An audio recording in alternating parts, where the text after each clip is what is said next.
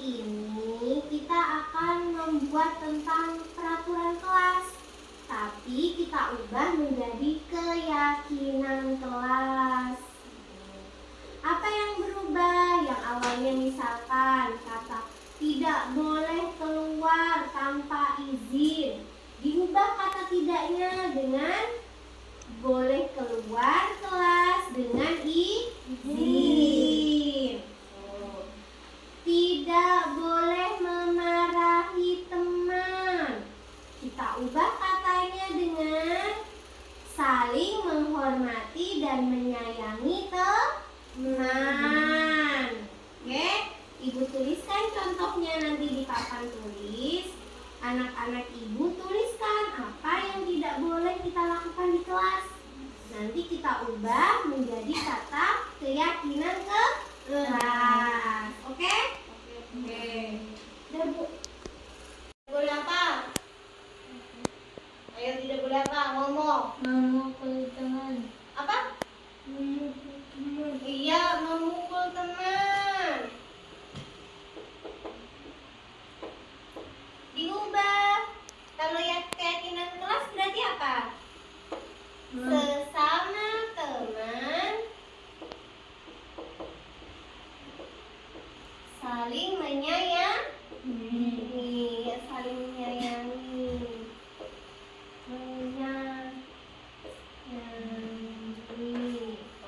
Oke. Sekarang Ibu minta anak-anak Ibu tuliskan dulu peraturan di kelas.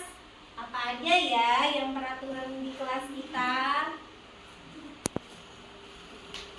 Oke.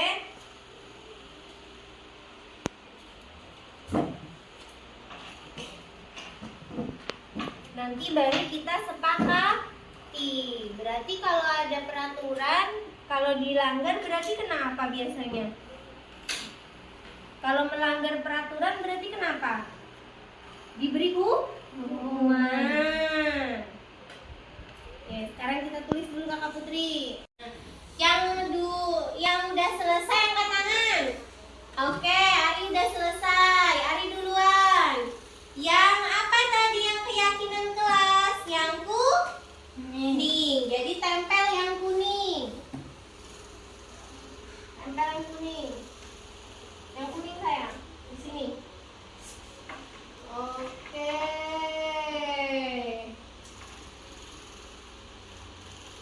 Oke, ini yang hijau Ibu terima. Yang hijau Ibu terima. Kasihkan ke Ibu. Oke, ini keyakinan kelasnya sudah ditempel sama Ari. Oke, sekarang Bani.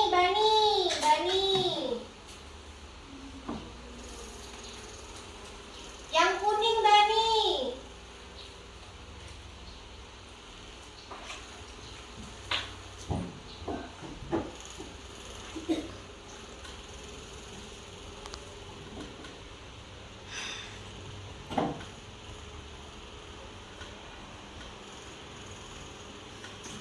Oke, coba. Iya.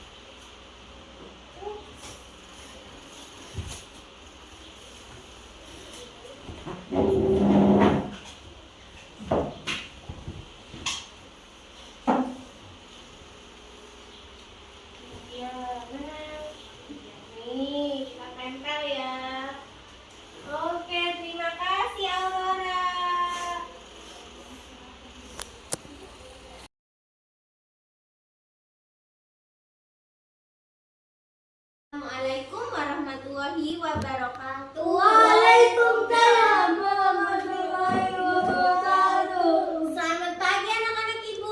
Pagi, Ibu. Pagi. Nah, bagaimana kabarnya pagi ini? Baik. Iya baik. Hari ini cuacanya cerah. Kakak Putri diantar siapa pagi ini? Mama. Diantar Mama. Kakak Aurora? Bapak. Kakak Ari? Mama. Mama, oke. Hari ini kita mau belajar apa? Jadwalnya kita ingat? Matematika. Iya, matematika. Sebelum kita belajar, kita harus berdoa. Siapa yang mau pimpin doa? Ulun. Oke, Ari mau pimpin doa. Kak Ari. Ayo Kak Ari. Jika berdoa, tangan diangkat, kepala ditundukkan, berdoa mulai. Bismillahirrahmanirrahim. Raditu billahi rabba wa bil islami dina wa bi Muhammadin nabiyya wa rasulah. Rabbi zidni ilma warzuqni fahma. Amin ya rabbal alamin. Kakak Putri waktu berdoa kenapa main? Disimpan dulu ya sayang. Oke. Nah, sekarang kita belajar matematika. Kemarin sudah sampai membilang kan puluhan dan satuan ya. Ya, Bu. Sekarang kita mau ke puluhan dan satuan lagi. Selamat siang Kakak Putri. Ya. Siang. Ya, tadi udah istirahat sayang. Udah. Ibu mau bertanya boleh? Boleh. Ya. Kenapa saat pagi tadi kita mau mulai belajar Kakak Putri main lem? Kenapa sayang? Kenapa? Nggak tahu. Oh, Kakak Putri pengen aja main lem. Oke, nggak apa-apa sayang. Kan semua orang pasti pernah berbuat salah, nggak apa-apa. Yang penting Kakak Putri sudah mengaku. Oke. Berarti kalau saat berdoa kemudian ada teman kita yang tidak berdoa, baik tidak? Tidak baik. Berarti Kakak Putri tahu itu tidak baik. Oke. Kemudian kira-kira diulangi lagi tidak? Tidak. Oke. Berarti itu melanggar keyakinan kelas kita tidak? Iya. Iya. Kalau keyakinan kelas kita berarti apa? Sebelum belajar dan sesudah belajar kita harus doa. Oke, berarti Kakak Putri ingat. Apa tadi? Sebelum dan sesudah belajar kita berdoa. Oke, terima kasih Kakak Putri. Ya. Oke, Assalamualaikum. Dah. Perhatikan ibu ya sayang. Kita hari ini hari apa? Senin. Tanggal berapa sayang? 5 Agustus 2024. Oke. Nilai mata uang.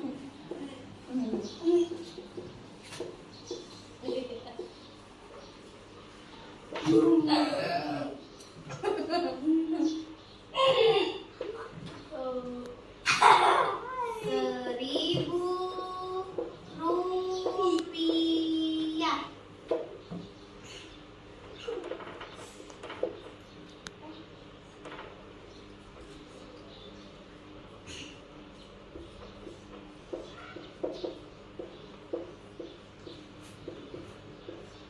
Assalamualaikum Kak Ari. Waalaikumsalam. Ya, terima kasih Kakak Ari sudah mau hadir saat Ibu Endang panggil ya.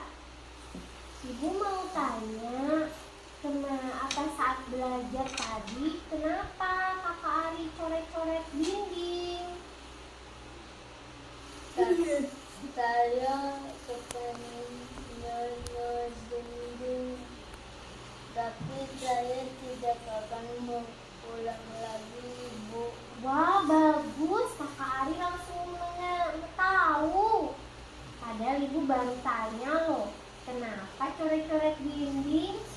Ternyata Kakak Ari langsung mengakui. Wah, bagus sekali. Nah, kalau coret-coret dinding itu berarti bagus tidak, sayang?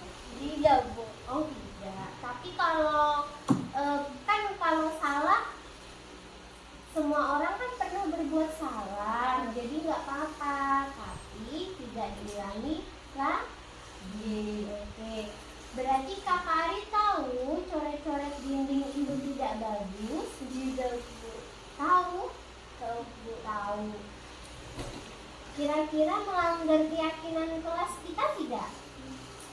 Melanggar. Apa keyakinan kelas yang kita langgar? Menjaga Menjaga kebersihan kelas. Iya. Kalau coret-coret dinding menjaga tidak? Tidak. Iya. Karena dindingnya menjadi Kotor. Bagus tidak kalau itu dindingnya kotor? Tidak. Oke. Berarti Kakak Ari tahu keyakinan kelas apa yang Kakak Ari langgar? Apa? Menjaga Kelas. Kebersihan kelas. Oke. Terima kasih Kakak Ari sudah mengakui kesalahannya. Oke, dan semua orang berbuat salah itu wajar, tapi kalau mengakui berarti lebih baik dan tidak diulangi kembali. Oke, terima kasih Kakak Ari. Assalamualaikum. Waalaikumsalam. Oke.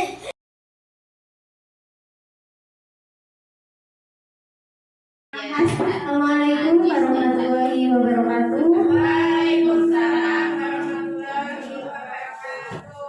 Terima kasih atas waktunya Bapak dan Ibu sekalian yang telah hadir, khususnya Ibu Kepala Sekolah, Ibu Menik Sri Harimurti yang telah berkenan hadir untuk siang hari ini. Selanjutnya di sini saya akan men-share sedikit yang saya dapat dan semoga mendapatkan timbal balik di rekan-rekan semuanya, yaitu mengenai modul 1.4 yang saya pelajari di CGP sama ini, yaitu mengenai budaya positif. Karena rekan-rekan semuanya sudah mengenal saya, perkenalkan kembali, saya Endang Fitrianingsih, kebetulan bekerja di SLB Negeri Tanah Bumbu. Assalamualaikum, salam sejahtera bagi kita semua. Dan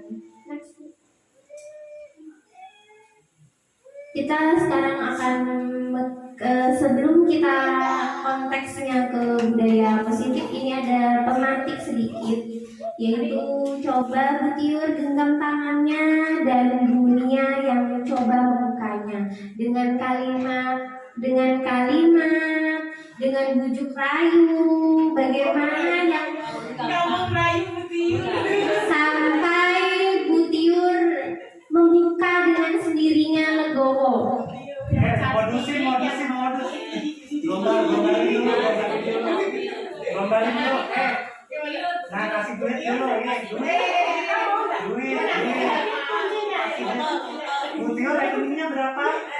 Nomor rekening berapa? Oh, nggak mau juga nomor rekening kan? Oh, iya dia ada. Oke, ternyata Bu Tiur menjaga sekali yang di genggamannya itu dengan bujuk rayu sekitarnya tadi. Kenapa Ibu Tiur menjaga genggaman tangannya? Karena masih erat. Apa yang kira-kira yang pegang erat-erat? Balon.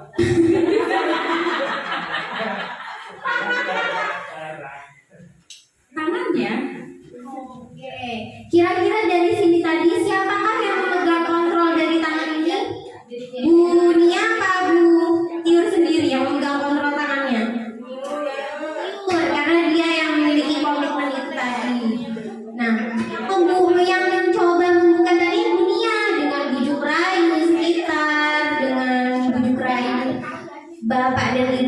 kami juga ternyata tidak membuka. Komitmennya kuat sekali ya. Dari sini ya dibuka Bu. Nah, dari sini kita akan tahu apa sih makna budaya positif. Pernah mendengarkan Bapak Ibu semuanya? Atau pernah mendengar sekelumit dari perbincangan teman-teman atau yang lain mengenai apa itu budaya positif? Ibu Hasni ingin mencoba menjawab? Budaya kan berarti kebiasaan yang diturunkan. Dan kalau dari segi kata ya, berhubung saya dari Indonesia, kalau budaya kan berarti kebiasaan yang diturunkan atau turun-temurun. Positif berarti hal yang bersifat kebaikan, berarti hal yang diturunkan yang bersifat kebaikan. Yang diturunkan dan itu bersifat kebaikan. Nah, kalau berarti itu bersifat kebaikan dalam lingkungan sekolah kita, adakah contoh penerapannya yang telah kita laksanakan, Ibu Jumi? Penerapan budaya positif yang sudah kita laksanakan. Iya, beberapa budaya positif yang ada di sekolah kita, misalnya saat datang bersalamat Bu, terus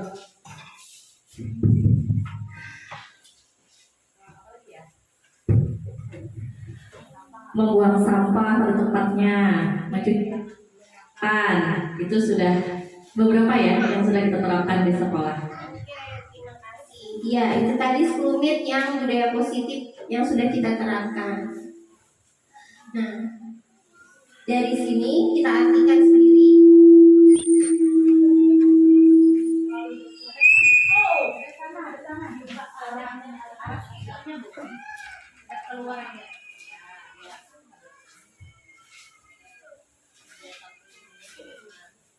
Maju Bapak, maju Pak. Biasanya yang terlambat harus memenuhi kursi depan. Oke. Dari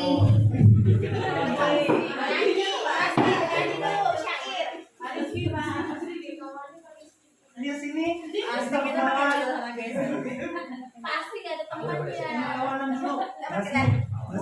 dari sini budaya positif yaitu nilai-nilai dan kebiasaan-kebiasaan di sekolah yang berpihak pada peserta didik agar mereka dapat berkembang menjadi pribadi yang kritis, penuh hormat dan bertanggung jawab. Ya, dari yang dijelaskan Ibu Hasmi tadi kita ada sedikit yang sudah kita sebutkan tadi. Nah, dari sini kenapa sih ada budaya positif? Budaya positif terlahir dari filosofi Ki Hajar Dewantara. Artinya bukan tabula rasa. Tabula rasa yaitu yang sudah dijelaskan oleh psikolog sendiri. Manusia itu terlahir seperti tabula rasa. Tabula rasa itu artinya kertas kosong. Sedangkan menurut Ki Hajar Dewantara itu bukan tabula rasa, karena setiap anak yang terlahir itu sudah memiliki kodrat alamnya dan sesuai dengan bakatnya tersendiri. Jadi itu sudah dikatakan oleh Ki Hajar Dewantara sendiri. Walaupun psikolog berpendapat anak terlahir tabula rasa, yaitu berarti anak terlahir pasti kosong, seperti kertas kosong, putih. Nah, selanjutnya semua anak terlahir dengan bakatnya masing-masing dan memiliki budi pekerti, dan tugas guru menuntun bakat tersebut agar dengan selamat dan bahagia. Dan guru ibarat petani, anak ibarat biji jagung. Jadi kita sebagai guru adalah ibarat petani dan biji jagung adalah murid kita yang kita semai, kita tuntun. Nah, kodrat alam dan kodrat zaman dan berpihak pada anak itu adalah filosofi Ki Hajar Dewantara dalam pendidikan. Apa yang mendasari tadi paradigma perubahannya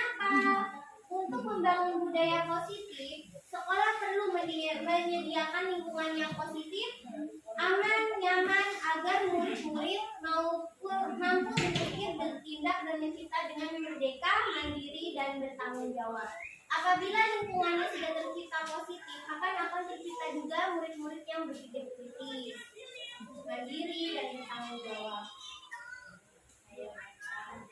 Perubahan paradigma teori kontrol atau ilusi kontrol berikut adalah pemaparan dari Dr. William Glasser dalam kontrol teori untuk meluruskan miskonsepsi tentang kontrol itu sendiri. Ilusi guru mengontrol murid itu dalam pandangan ilusinya sendiri. Ilusi bahwa kritik dan membuat orang merasa bersalah dapat menguatkan karakter. Nah, ilusi bahwa semua perbuatan positif efektif dan bermanfaat, padahal tidak semuanya juga. Dan ilusi bahwa orang dewasa memiliki hak untuk memaksa, tidak, karena setiap anak juga memiliki pendapat yang harus dihargai. Perubahan paradigma, stimulus, respon, dan berakhirnya teori kontrol. Bisakah kita mengontrol seseorang? Tidak, karena setiap insan manusia memiliki kontrol emosi. Oke. Kita mencoba, misalkan stimulus responnya, kita mencoba mengubah orang agar berpandangan sama dengan kita. Teori kontrol sendiri, kita berusaha memahami pandangan orang lain tentang dunia, bahwa tidak semuanya sama. Perilaku buruk dilihat sebagai suatu kesalahan. Semua perilaku memiliki tujuan. Jadi semua ini stimulus responnya, dan kita apabila melihatnya dari teori kontrol sendiri, stimulus dan respon. Di sini ada beberapa stimulus. Misalkan kita mencoba mengubah orang agar berpandangan sama dengan kita. Tidak bisa dalam dasar teori kontrol sendiri, karena kita berusaha memahami pandangan orang lain tentang dunia. Jadi cara pandang seseorang, masing-masing kepala ini kan punya pemikiran masing-masing. Nah, disitulah kita tidak bisa mengontrol pikiran seseorang. Selanjutnya, perilaku buruk dilihat sebagai suatu kesalahan. Pada kenyataan teori kontrol, semua perilaku memiliki tujuan, baik itu perilaku buruk, baik itu pasti semua memiliki tujuan. Dan selanjutnya, orang lain bisa mengontrol saya, padahal tidak bisa. Hanya Anda sendiri yang bisa mengontrol diri Anda, karena yang memiliki badan, keinginan, pemikiran, dan kita pribadi, jadi kita yang bisa mengontrol diri kita sendiri. Pemaksaan ada pada saat bukan gagal. Tidak, padahal kolaborasi dan kesepakatan menciptakan pilihan-pilihan baru. Karena pemaksaan akan berakhir dengan ketidakbaikan nanti. Selanjutnya, model berpikir menang atau kalah. Model berpikir menang-menang, karena menang kalah adalah suatu yang hal wajar dari cara kita menyikapi pribadi kita masing-masing. Nah, sedangkan di sekolah sendiri, apa sih makna disiplin itu sendiri? Bu Ratna, apa makna disiplin menurut Ibu?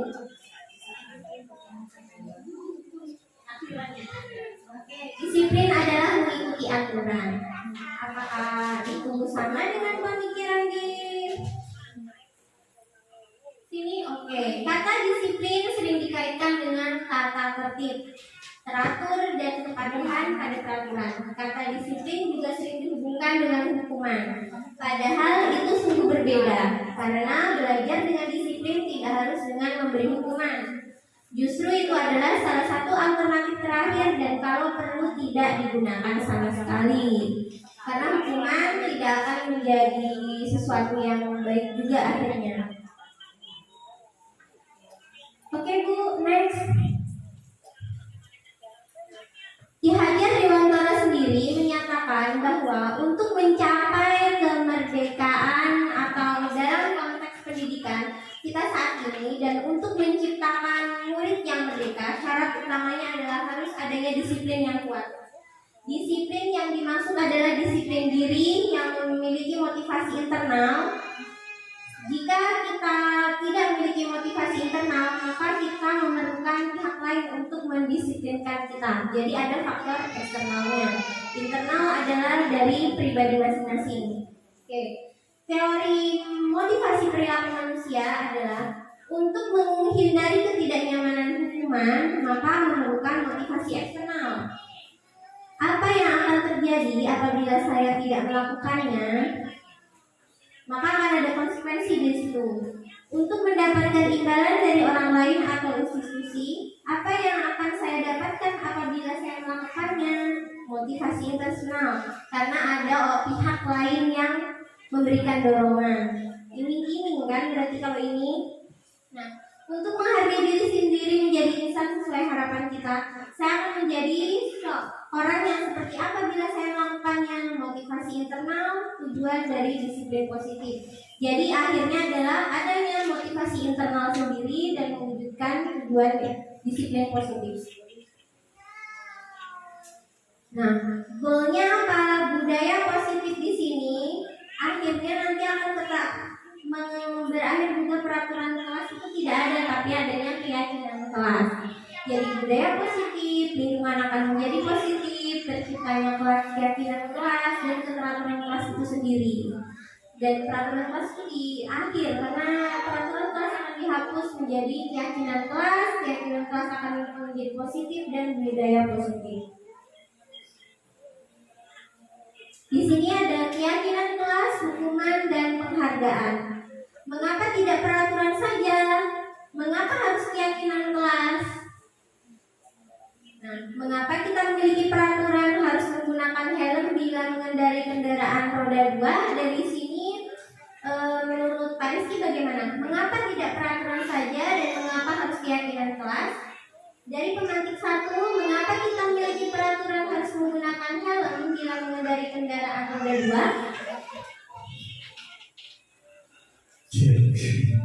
Iya, terima kasih Bu Endang atas pertanyaannya. Kalau menurut saya ya mengapa keyakinan kelas, bukan peraturan kelas gitu ya. Karena kalau peraturan kelas itu sifatnya langsung bukan kesepakatan bersama gitu. Kalau keyakinan kelas itu sudah disepakati bersama dan dilaksanakan bersama. Jadi kalau peraturan kelas itu yang udah jadi gitu. Kalau keyakinan kelas dibuat bersama dan disepakati bersama. Terima kasih. Terima kasih Bapak. Ya, itu tadi. Mengapa tidak peraturan saja dan mengapa harus keyakinan kelas? Kalau peraturan langsung mengikat dan itu sudah jadi, yaitu dunia yang membuat sendiri. Kalau keyakinan kelas biasanya kesepakatan bersama. Ya, terima kasih Bapak atas jawabannya. Ya, dan selanjutnya dunia. Mengapa kita memiliki peraturan harus menggunakan helm bila mengendarai kendaraan roda 2?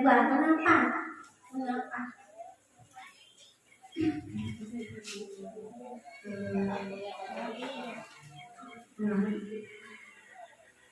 Untuk keselamatan diri sendiri. Oke. Untuk melindungi diri dari itu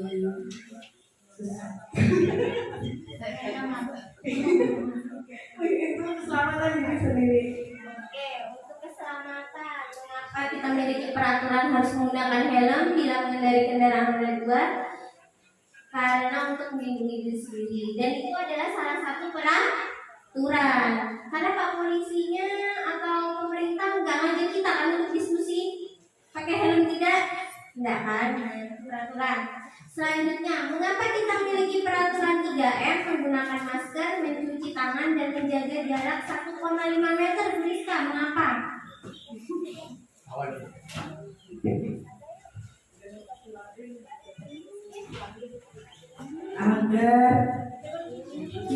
Agar kita bisa minum.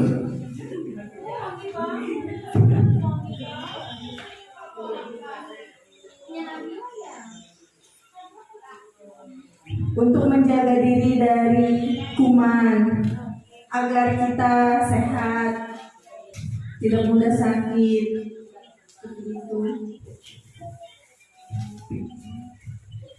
Terima kasih. Mengapa kita memiliki peraturan 3M menggunakan masker, mencuci tangan dan menjaga jarak 1,5 meter? Kemarin peraturan ini kita wajibkan karena kita lagi COVID kan? Ya. Kalau 3M sendiri kita harus laksanakan setiap harinya. Oke. Terus mengapa kita memiliki peraturan harus datang tepat waktu saat mengikuti pelatihan? Mengapa Kak Anas?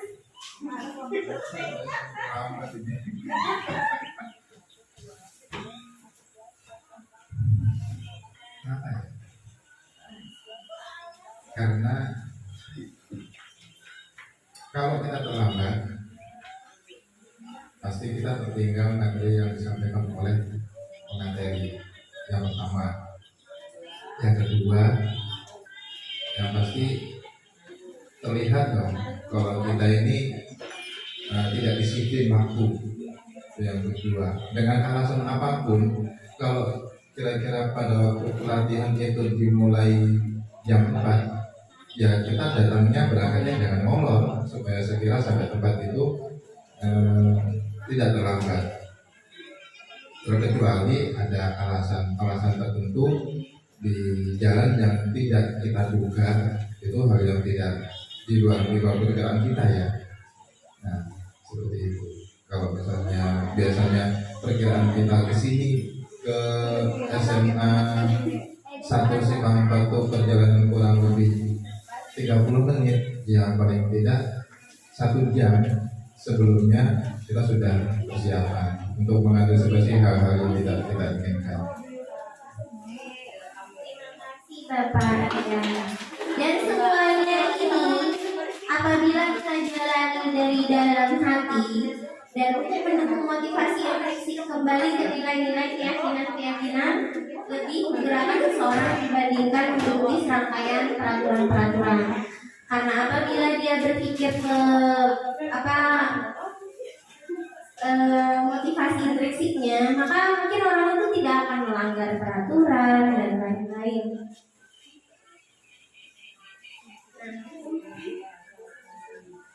Oke, di sini kita akan masuk ke keyakinan kelas itu sendiri.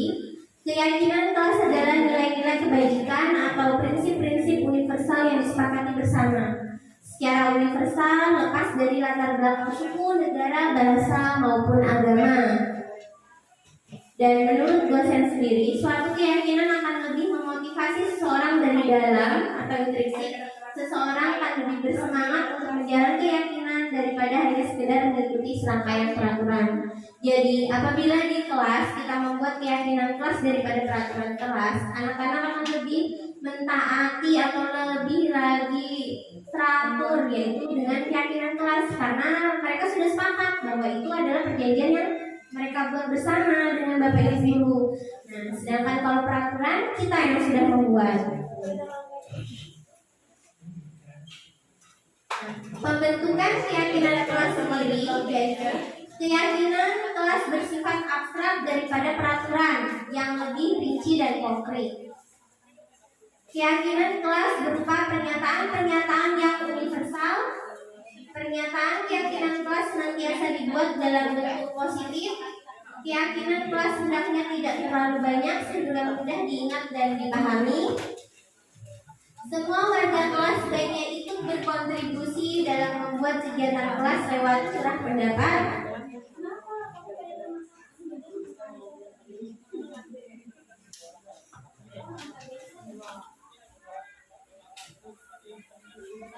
Semua warga kelas sebaiknya ikut berkontribusi dalam membuat kegiatan kelas lewat curah pendapat. Bersedia meninjau kembali keyakinan kelas dari waktu ke waktu. Jadi keyakinan kelas pun dapat berubah sesuai dengan kesepakatan di kelas tadi. Apabila kesepakatan di kelas ternyata ada yang berubah mengenai keyakinannya, maka dapat diubah karena berarti bersifat dinamis, tidak statis. Oke Bu, nah, di sini ada beberapa perbedaan, yaitu peraturan dan keyakinan kelas atau nilai kebajikan yang dituju. Peraturan selalu kembalikan buku ke tempatnya. Keyakinan kelasnya yaitu setelah mengambil buku maka harus dikembalikan. Dan itu nilai kebajikannya apa? Tanggung jawab yang ditanamkan terhadap anak atau terhadap kita sendiri pribadi. Selanjutnya, dilarang mengganggu orang lain. Nilai kebajikannya apa? Berarti menghormati orang lain dan diri sendiri.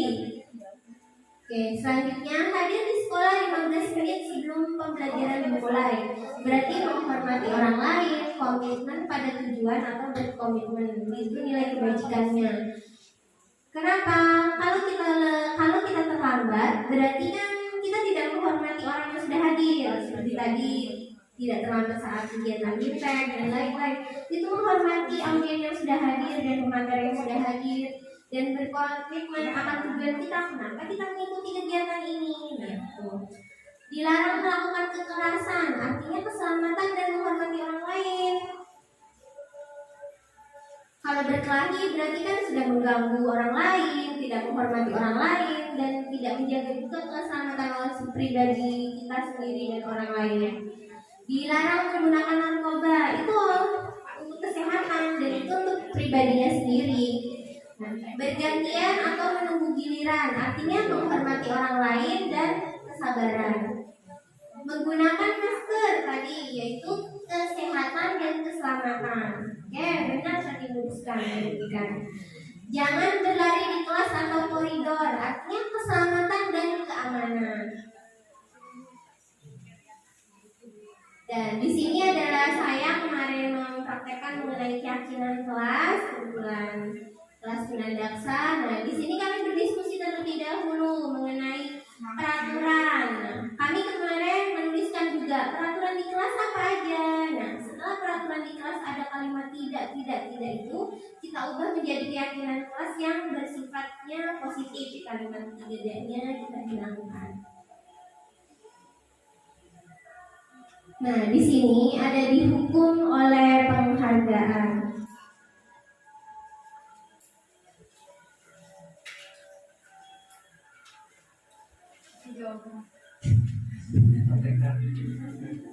Dihukum oleh penghargaan. Kenapa?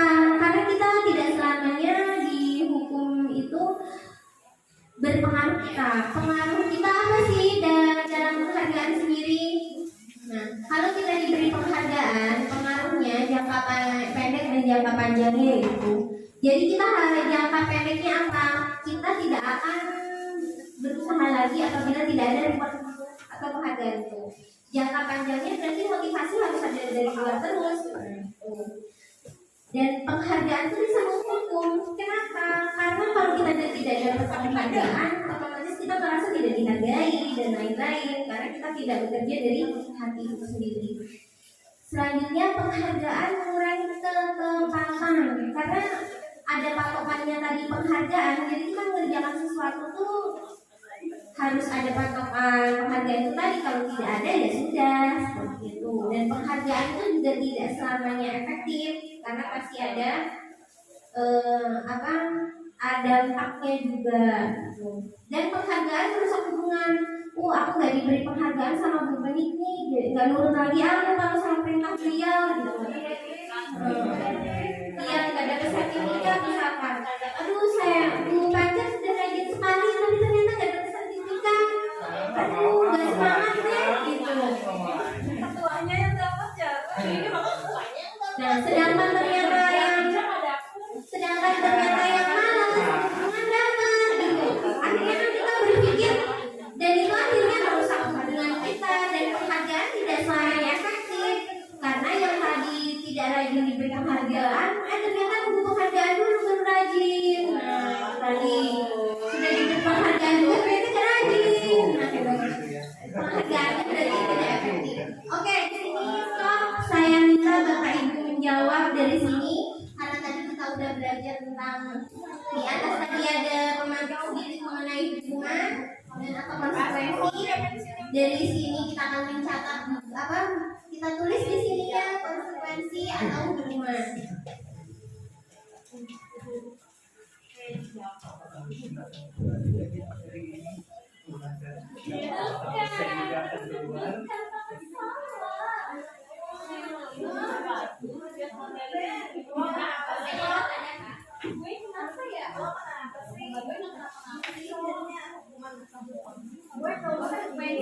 Acu mana acu?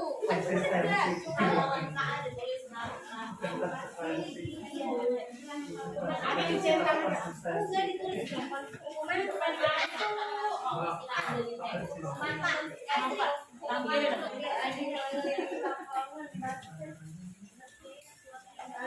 berikan kunjungi Pak. Ya udah yang itu tadi. Sama-sama tahu ini berikan. Jadi di sini ada mencatat 100 kali di dalam buku kalimat.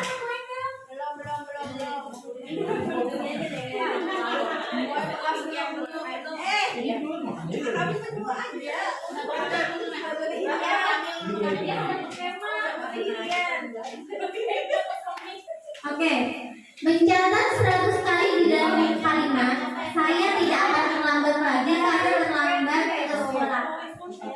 Jadi, mencatat 100 kali di dalam buku dengan kalimat saya tidak akan terlambat karena terlambat ke sekolah termasuk hukuman atau konsekuensi. Ditulis. Oke, ditulis Ibu Tiur.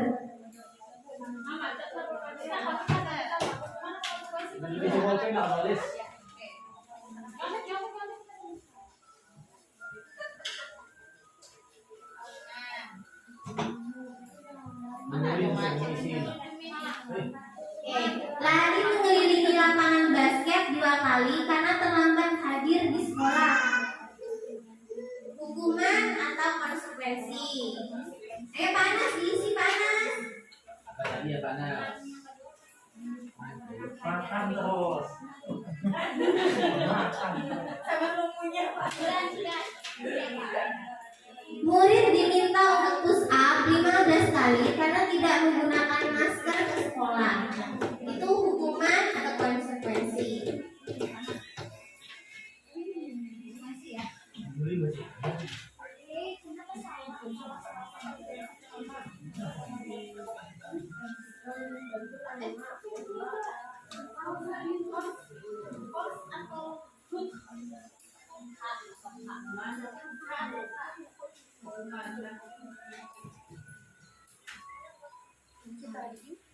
Itu menjawab lagi kita pakai itu menjawab Pak.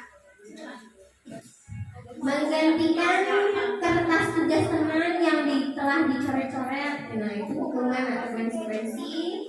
Membersihkan tumpahan air di meja tulis karena tersenggol pada saat belajar. Selanjutnya, meminta murid tidak menggunakan sepatu seharian di sekolah karena tidak menggunakan sepatu hitam.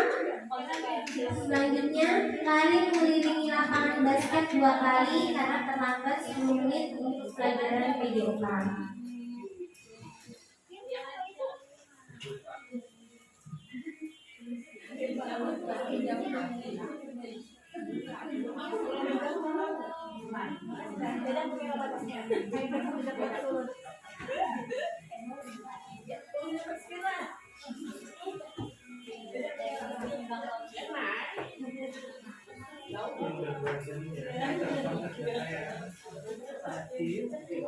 Dua-duanya.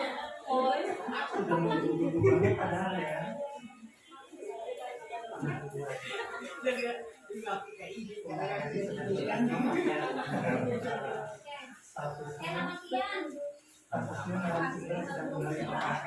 Oke, sudah semua Ibu?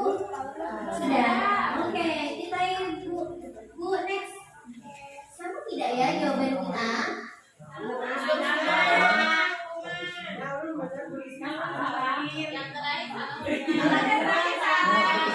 Tuliskan apa yang pertama?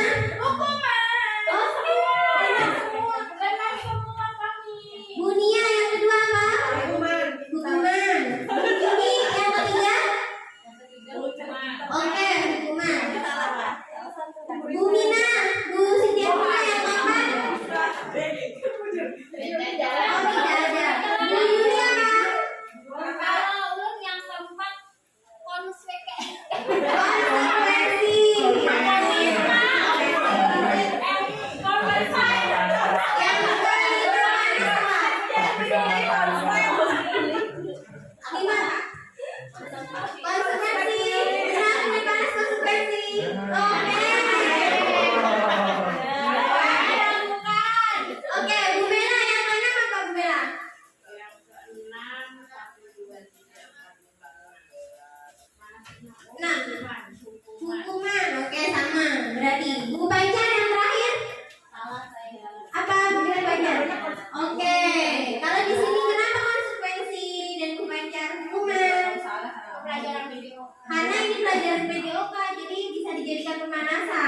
jadi tidak dijadikan hukuman. Kecuali dia ini larinya 100 kali, nah itu jadi hukuman. Oke, 100 kali keliling lapangan di sini, nah itu hukuman sangat berat sekali ya.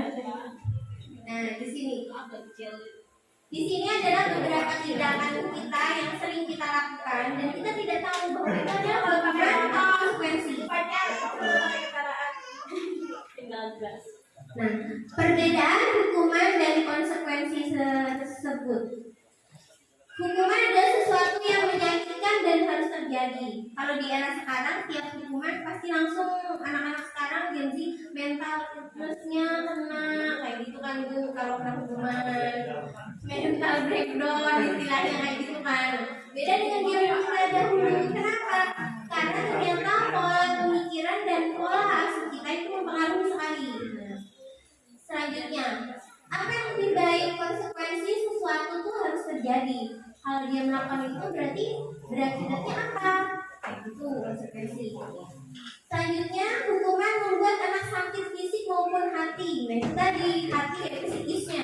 Untuk jangka waktu lama, pasti dendam.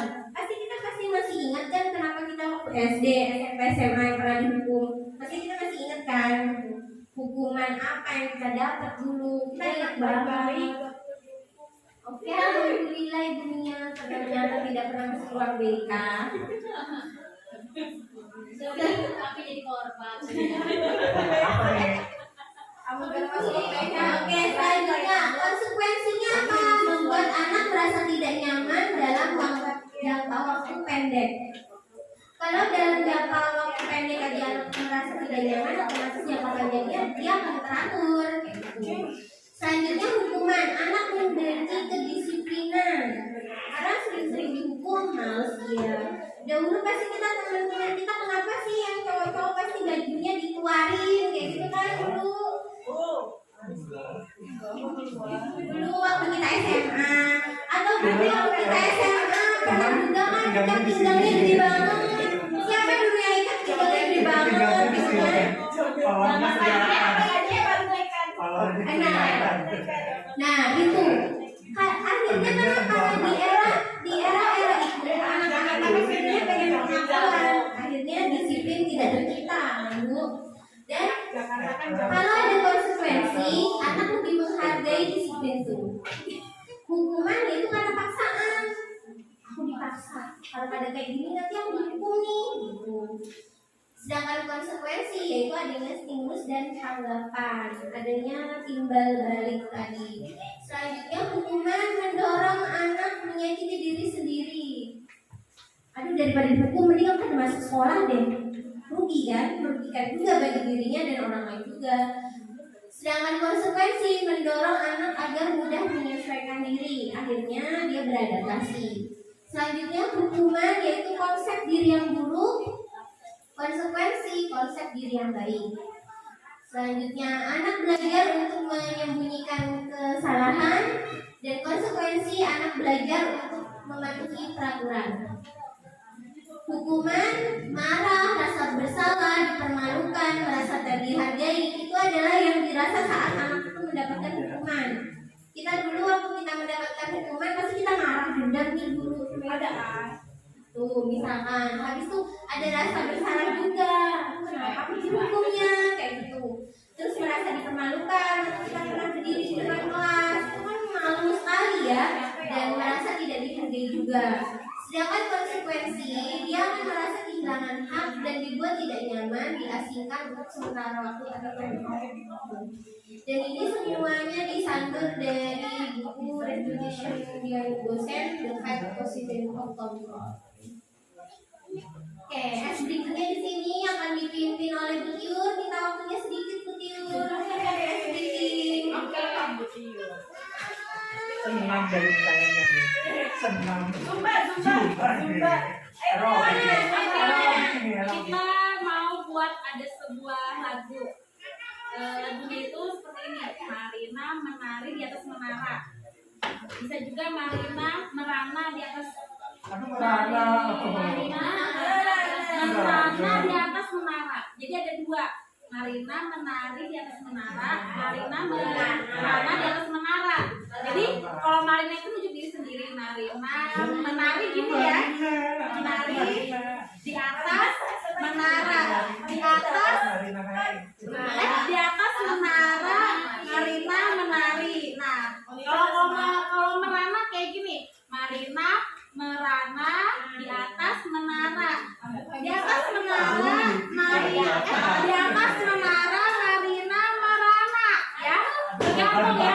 Oke. Merana.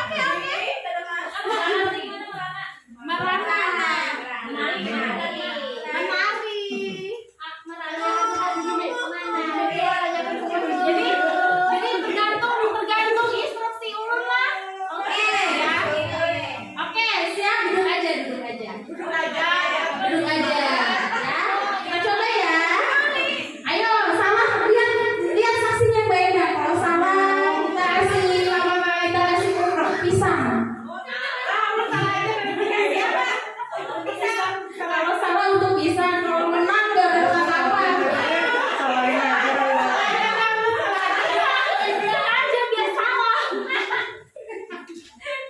Oke ya, coba ya. Marina menari di atas menara, di atas menara. Marina menari, Marina merana. Di atas menara, di atas menara. Marina merana. Oh iya, itu semua tadi ada apa-apa. Oke, terima kasih Bu Tiun. Iya. Ternyata semangat sekali ya. Dan konsentrasi sekali ternyata.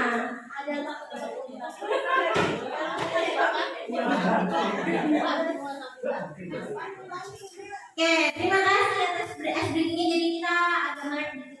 Karena ada materi selanjutnya yaitu mengenai 5 dasar kebutuhan manusia, dan itu pasti semua manusia memerlukannya. Apa itu? Iya, makan, termasuk makan.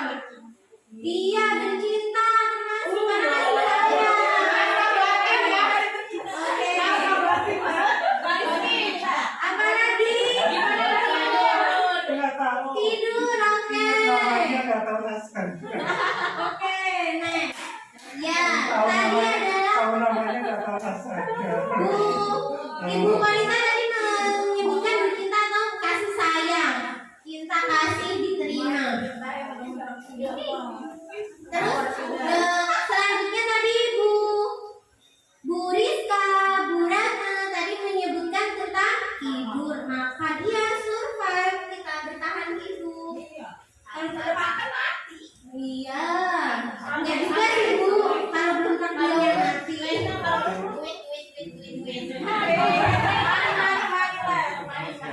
Oke, beda lagi. Terus power yaitu penguasaan. Selanjutnya kesenangan.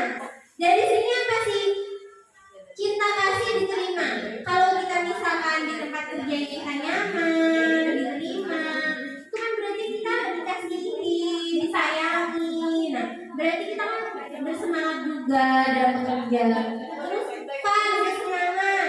Kita dalam bekerja ternyata tidak begitu ada tuntutan yang neko-neko banget. Kita ada berekspresi juga, kegiatan kita yang lebih. Nah, freedom, kebebasan. Di sini kita dibebaskan untuk berpendapat. Kita tidak dikekang kan. Nah, itu juga kebutuhan dasar manusia juga.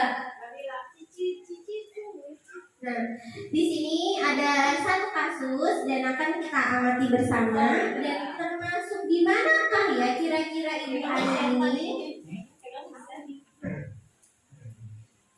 Ibu Ani, guru kelas 5 di SD Pelita Hati, sedang bingung menghadapi pula salah satu murid di kelasnya. Agus namanya. Beberapa anak telah datang dan menemukan Agus yang sering kali meminta bekal makan siang mereka dengan paksa. Jika Anda menghadapi situasi seperti Ibu Ani, apa yang akan Anda lakukan? Ibu Yuli bagaimana? Ingin menjawab? Suaminya.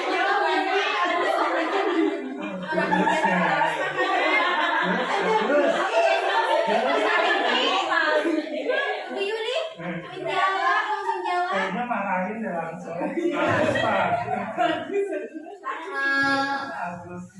cara menyikapinya seperti ini.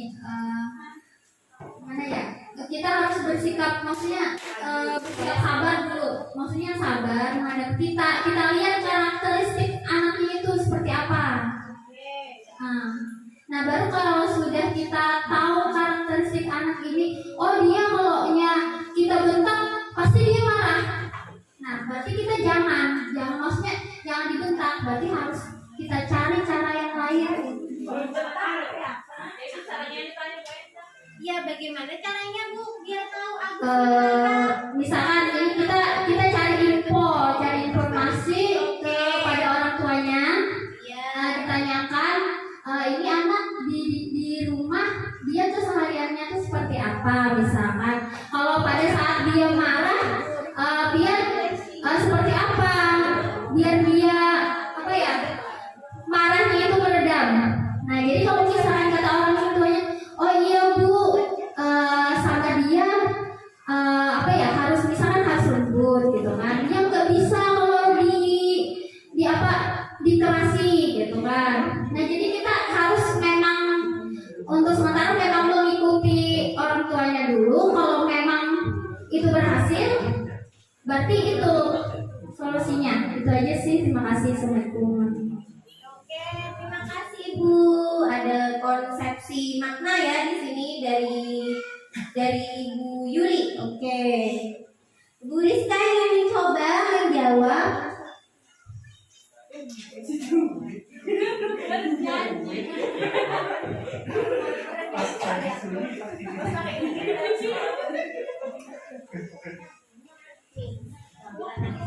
Menurut saya akan menegur Agus agar tidak meminta bekal temannya lagi.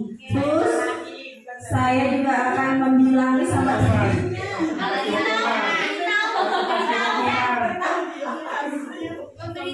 memberitahu kepada teman-temannya agar tidak usah memberi Agus.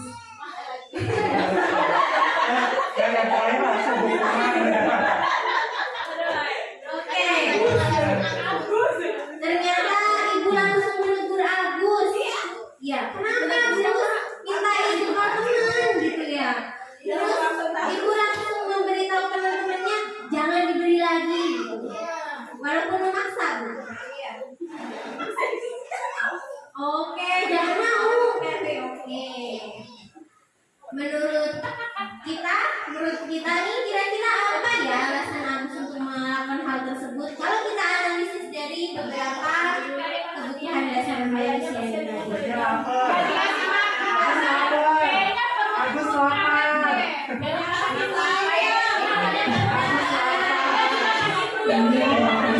Jadi menurut saya kemungkinan alasan Agus melakukan hal tersebut mungkin karena dia tidak dibawakan bekal oleh orang tuanya atau karena dia masih merasa lapar, seperti contoh siswa kita di sini ada yang sering merasa lapar. Terima kasih. contoh di sekolah kita namanya Husin ya. Ya, tidak boleh menyebutkan merek, maaf. Oke, menurut Anda kira-kira tadi alasan Ibu tadi kan karena ternyata Agus gak bawa bekal, terus ternyata dia cepet lapar juga.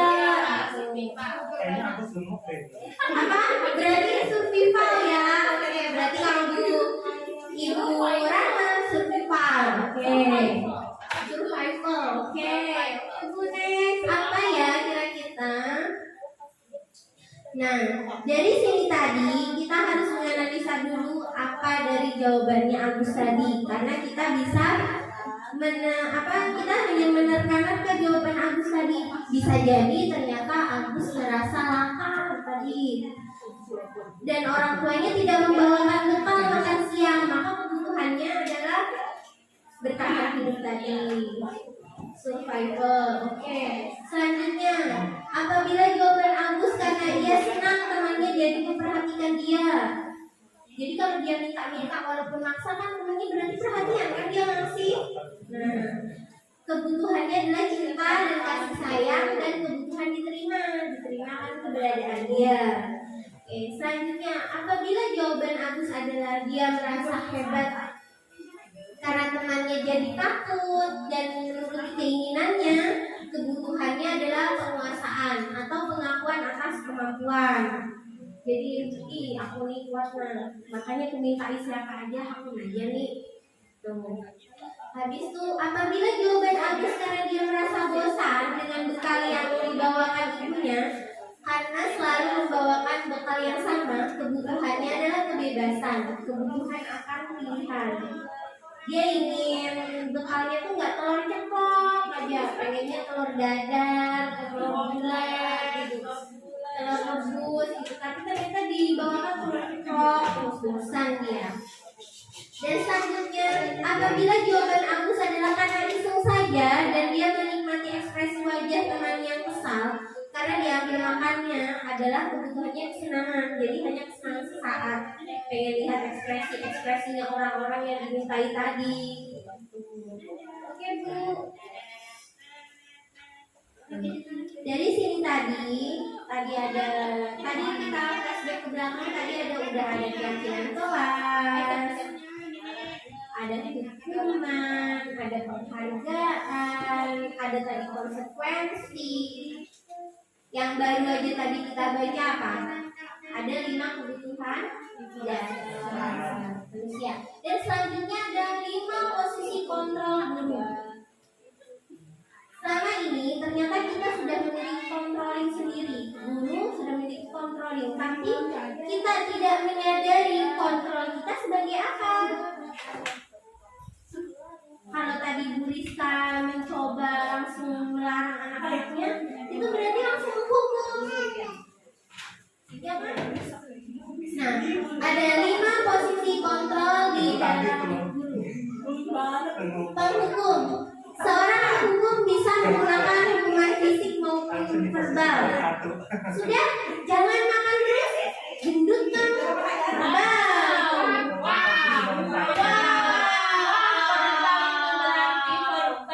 Pembuat orang merasa bersalah biasanya dua akan bersuara lemah lembut. Kayak ini, Bu Rizka biar kada kasar lawan ulun. Nah, itu kan membuat merasa bersalah kan dia. Bu Rizka ini merasa bersalah iya, nah kasihan kalau ibu sudah capek tau lah teriak-teriak seharian ini. Nah, itu kan membuat merasa bersalah, akhirnya mereka sedih kayak gitu kan. Teman dulu pada posisi ini tidak akan menyakiti murid, namun akan tetap berupaya mengontrol murid melalui persuasi. Biasanya anak-anak yang udah SMP SMA sudah tingkat tinggi SMP SMA kan kita kalau sebagai teman kok kayak nggak sama mereka dengan kita, kalau kita nggak sebagai teman kok ternyata mereka juga nggak begitu ingin tahu, akhirnya tidak tahu. Nah, selanjutnya monitor atau memantau. Memonitor berarti mengawasi. Kayak Pak Anas ini ternyata dia mengawasi loh, memantau kita dari tadi. Kalau di kelas, tipikal misalnya Pak Anas kan memantau dari jauh kayak gitu, jadi lihat ya kayak apa dan terserah tingkah mendapatkan. Memantau. Sedangkan manajer, respon yang menunjukkan tanggung jawab guru dalam posisi terakhir. Manajer adalah posisi mentor di mana guru berbuat sesuatu bersama dengan murid, mempersilahkan murid mempertanggungjawabkan perilakunya, mendukung murid agar dapat menemukan solusi atas permasalahan sendiri. Dan kita usahakan sendiri, walaupun kita tidak sampai posisi ke-5 atau manajer, minimal kita udah sampai deh posisi ke pemantau. Jadi kita tidak ada di posisi hukum atau membuat merasa bersalah gitu. Atau teman, kalau kita merasa tidak dihargai kalau menjadi teman, lebih baik lagi kita menjadi pemantau. Karena kita mengawasi. Dari mengawasi tadi kita tahu, oh ini konsekuensi kalian nak apabila berbuat ini. Ini adalah 5 posisi kontrol yang ternyata tidak kita sadari sudah kita laksanakan tiap hari di kelas. Nah, Bu Linda kira-kira setelah melihat ini, kira-kira menjadi apa ya sekarang? Kira-kira Kira-kira di sekolah, di kelas ibu selama ini sudah melakukan apa? Ternyata saya penghukum atau pembuat merasa bersalah.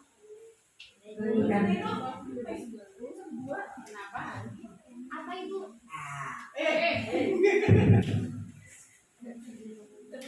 Apa ibu?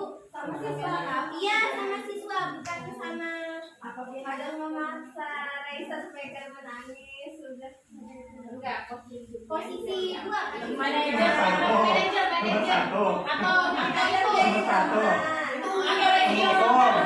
dan sebagai lainnya. Oke, jadi teman. Oke.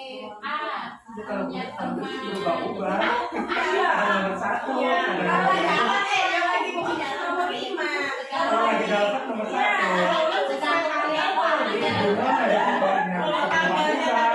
Oke, ternyata Bulinda tadi seringnya menjadi teman. Oke, kalau Pak Rizky seringnya di kelas kayaknya nggak sama Jaki terus. Ya berubah-ubah Bu, situasional. Situasional tapi sering nomor 1 gitu ya.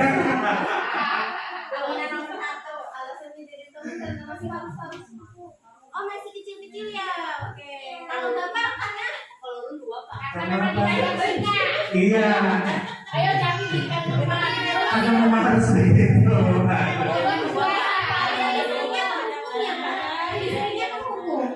Oke. Setelah kita mengetahui ini, kira-kira kita akan berkomitmen untuk merubah pribadi kita nggak? Berkomitmennya insya Allah ya atau insya Allah tidak? Kata orang,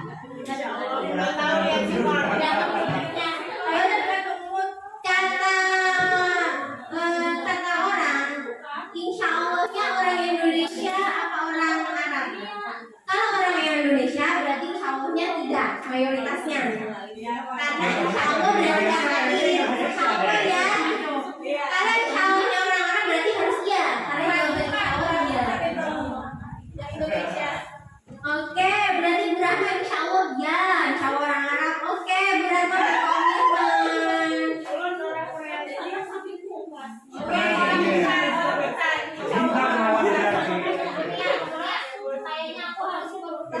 Oke, semoga kita berkomitmen ya. Oke, Panas tadi dari pemaparan tadi kira-kira berkomitmen seperti apa? Menjadi controlling yang mana?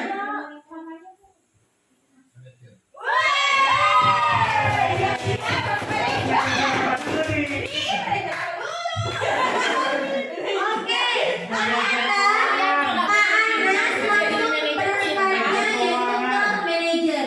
Beliau dapat menasihati, dapat menenangkan juga. Ternyata beliau juga memberikan nasihat kepada anak dan meninjau juga memantau kesalahan tersebut baik tidaknya. 5 posisi kontrol, motivasi, identitas gagal yaitu kontrol dari luar, identitas berhasil atau sukses kontrol dari luar, dan identitas berhasil sukses kontrol diri. Oke. Menghindari hukuman, selanjutnya ini mengharapkan imbalan ketergantungan pada orang lain dan menghargai diri sendiri. Di sini ada penghukum, membuat merasa bersalah, teman, pemantau, dan manajer. Tadi Pak Anas menjawabnya manajer. Oke, berarti ini manajer ya Pak. Selanjutnya tadi Pak Rizky tadi ternyata penghukum. Kira-kira guru berbuat menghardik, menunjuk-nunjuk, menyakiti, menyindir.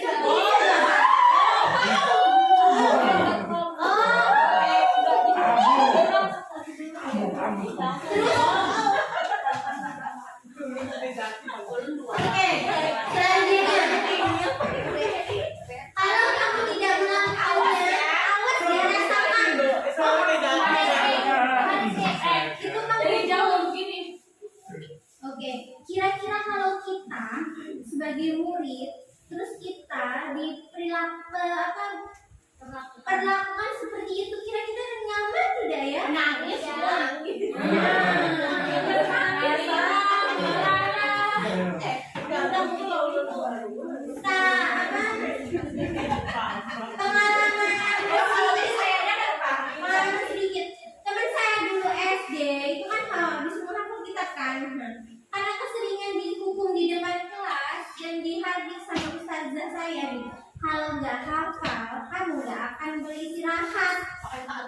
Iya.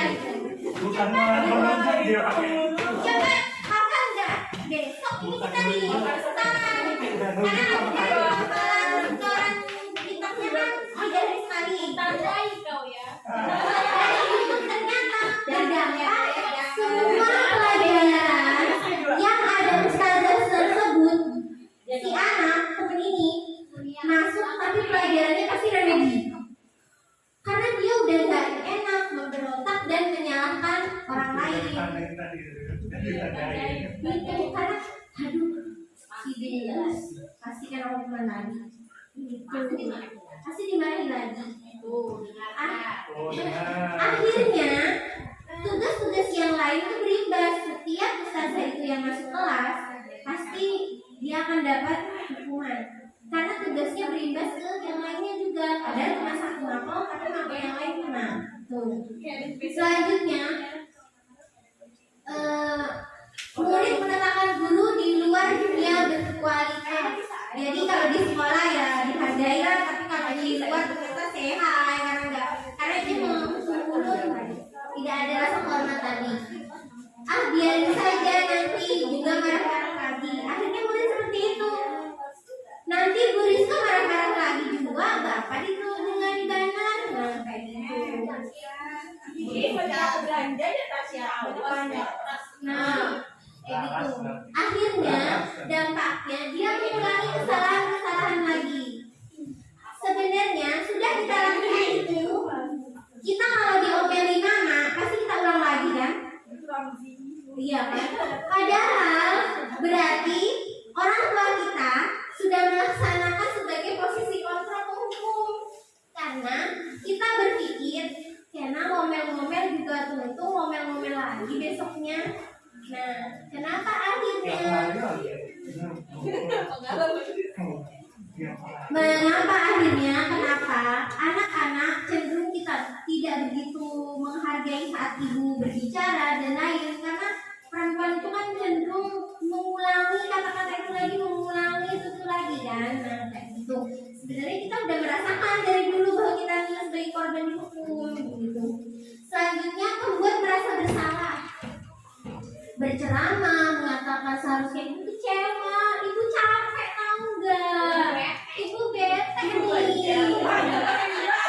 Nah itu membuat rasa bersalah dan guru berkata, kamu sudah tahu ibu lelah sekali, ibu stres nih. Nah, padahal kita juga sering loh membuat rasa bersalah dengan anak-anak kita di rumah atau dengan murid-murid kita kan gitu.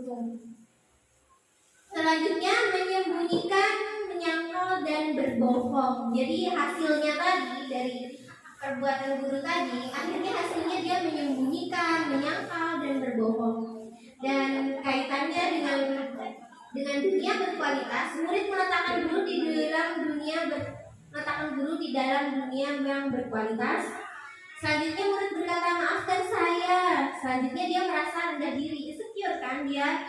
Aduh aku udah merasa bersalah ini gitu. Ternyata aku gitu. Jadi insecure. Nah selanjutnya teman membuatkan alasan-alasan untuk muridnya. Ayolah lakukan ibu, masa kamu tidak mau? Ingat, tidak ibu pernah bantu loh. Terus dan akhirnya si anak itu ketergantungan, pasti nunggu dibantu lagi sama ibu gurunya kan. Tuh. Selanjutnya murid meletakkan guru sebagai orang yang sangat penting di dunia berkualitas, karena dia akhirnya ketergantungan kan dengan ibu.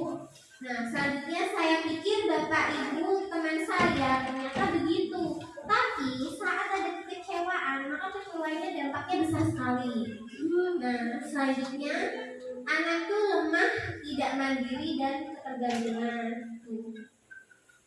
Pemantau, menghitung dan mengukur apa peraturannya, dan itu menyesuaikan diri bila diawasi. Kalau diawasi dia akan baik. Terus murid meletakkan dulu peraturan dan hukum di dunia yang berkualitas. berkualitas karena dia merasa dipantau, jadi dia merasa gurunya juga memantau walaupun di luar itu. Berapa banyak bintang yang saya harus peroleh karena di situ ada rewardnya.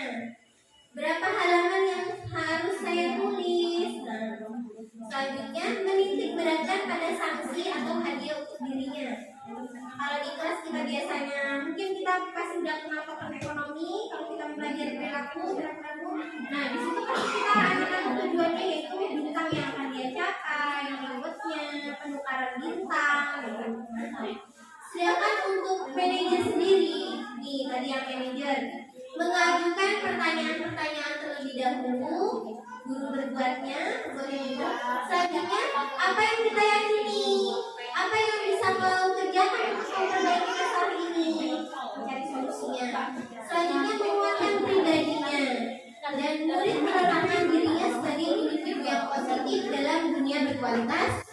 Selanjutnya bagaimana caranya saya bisa memperbaiki keadaan dan mengevaluasi diri, bagaimana cara memperbaiki diri. Memang bagus manajer ini, tapi di dalam kenyataannya ternyata masih sulit banget. Dan kita sendiri sebagai pemantau juga kadang kita nggak begitu maksimal, ya kan? Tapi kita karena di dunia pendidikan luar biasa, jadi kita fleksibelkan pribadi kita sendiri. Nah, selanjutnya itu kita akan ke restitusi. Restitusi adalah proses menciptakan kondisi bagi murid untuk memperbaiki kesalahan mereka sehingga mereka kembali pada kelompok mereka dengan karakter yang lebih kuat. Jadi misalkan dia berbuat salah, maka kita akan menciptakan kondisi anak itu memperbaiki kesalahan. Dan agar mereka dapat diterima juga kembali ke kelompoknya.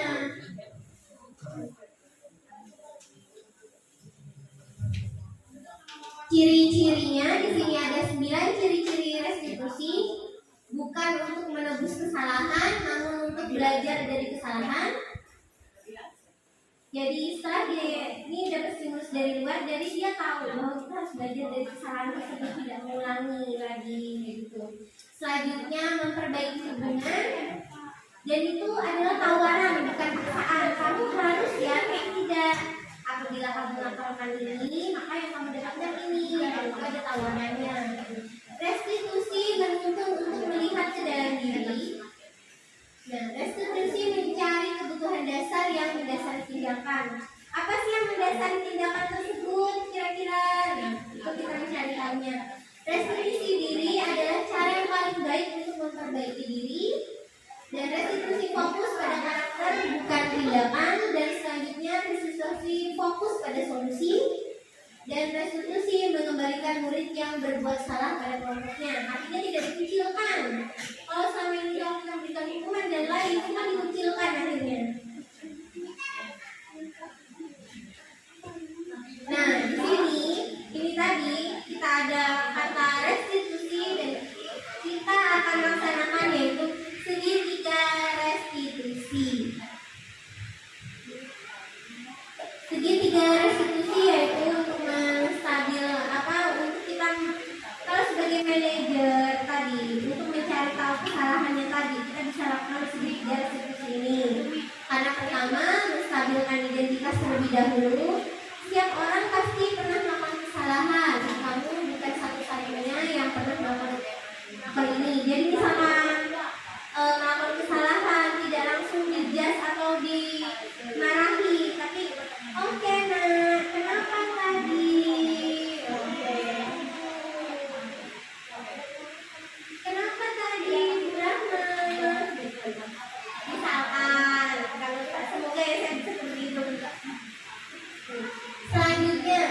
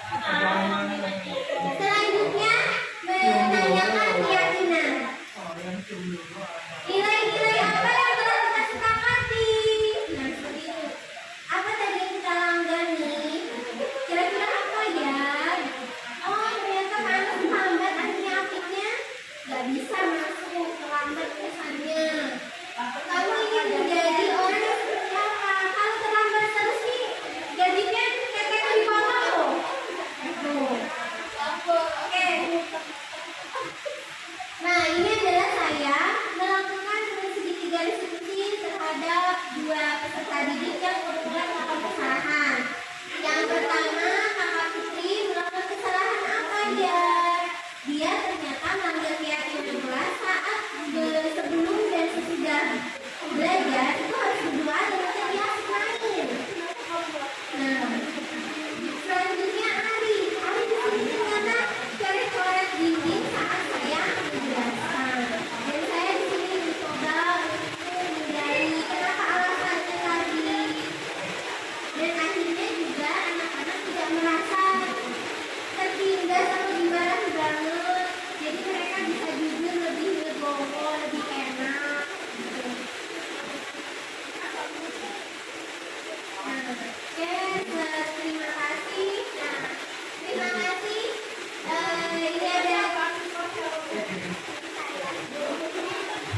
Ini ada cuplikan sedikit dari Arif bin Abi Thalib.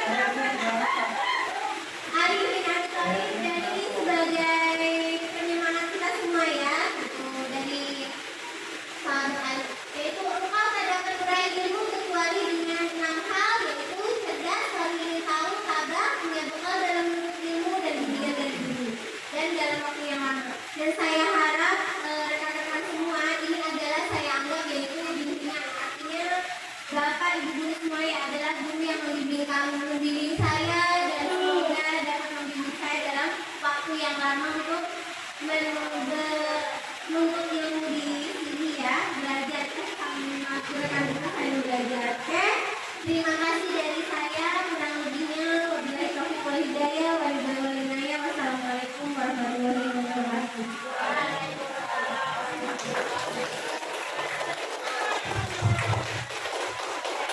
Oke.